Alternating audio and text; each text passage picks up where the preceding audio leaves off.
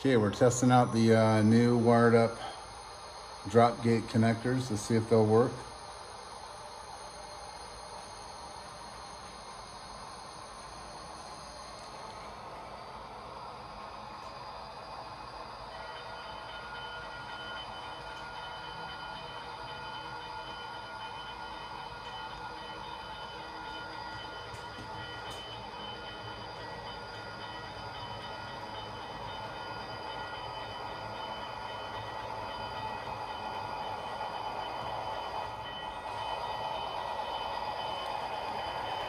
A little piece of dirty track there.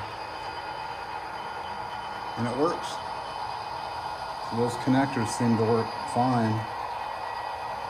And I don't have to mess with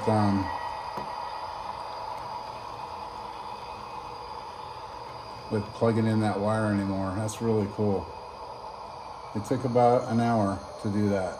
I wish I would have done that before I built my swing gate.